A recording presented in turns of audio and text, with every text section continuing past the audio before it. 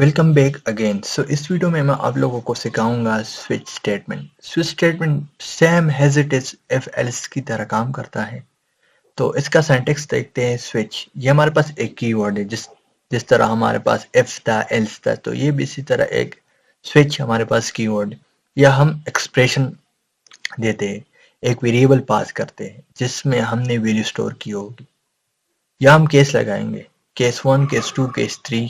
यहाँ स्विच में जितने ऑपरेशन भी होंगे ना, वो केसेस पर बेस होंगे।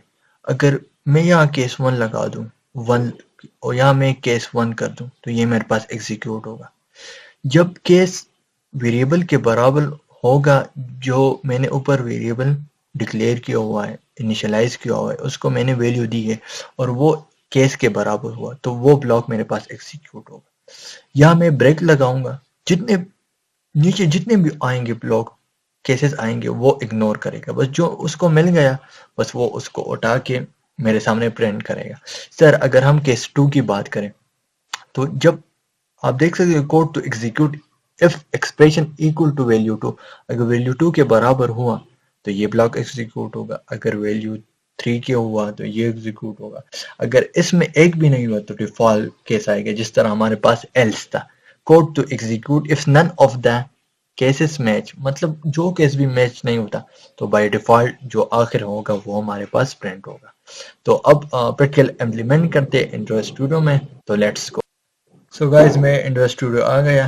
तो लेट्स सी स्टार्ट करते हैं। तो फर्स्ट ऑफ ऑल मैं एक वेरिएबल लूंगा एंड डे, और इसमें मैं 3 को स्टोर करता हूँ, और यहाँ मैं स्विच लगाऊंगा, और यहाँ मैं डे को पास करूंगा। यहाँ मैं एक कंडीशन लगाऊंगा, केस 1। अगर 1 आया तो तुमने प्रिंट करना है मंडे। ओके। अगर केस 2 आया तो तुमने प्रिंट करना है ट्यूसडे को। इस तरह अगर केस 3 आया, मैं आपको करवाता हूँ ना ये एग्जांपल, तो आप लोगों को समझ आ जाएगा। और मैं करता हूँ मंडे, ट्यूसडे, वेडनेसडे कर देता हूँ। वेडनेसडे। ओके। और मैं केस 4 लगाता हूँ। मैं करता हूँ थर्सडे। ओके। अब मैं केस 5 कर देता हूँ, और यहाँ मैं करता हूँ प्रिंट फ्राइडे।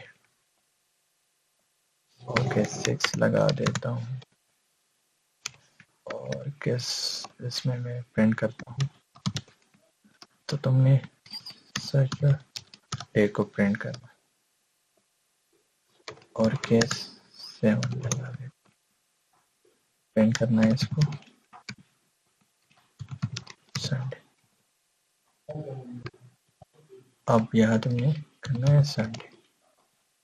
ओके, संडे हो गया। अगर इसमें एक भी नहीं है तो तुमने क्या करना है, डिफॉल्ट लगाना है एंड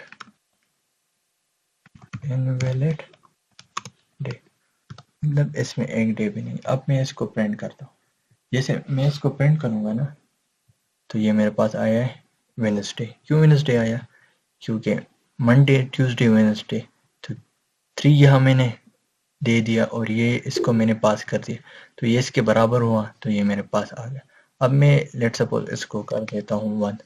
जैसे मैं 1 कर दूँ ना, तो मेरे पास क्या आएगा, मेरे पास मंडे आएगा। अब मैं इसको चेंज करके 7 करता हूँ, तो अब मेरे पास आएगा क्या, संडे। क्यों संडे आया? क्योंकि मैंने यहाँ 7 दे दिया, और यहाँ केस में मैंने 7 दे दिया है, तो अब मेरे पास क्या है, 7। अब लेट सपोज मैं इसको 10 कर दे देता हूँ, तो अब मेरे पास क्या है, इनवैलिड। ये क्यों आया?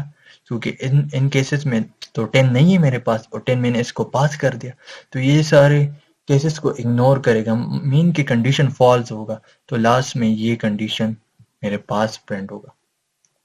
तो ये केसेस के बेस पर काम होता है। तो आई होप कि आपको स्विच स्टेटमेंट की समझ आई होगी। तो आप मेक श्योर कि आप लोग इस पर प्रैक्टिस करें। तो मिलते हैं नेक्स्ट वीडियो में। Thank you so much.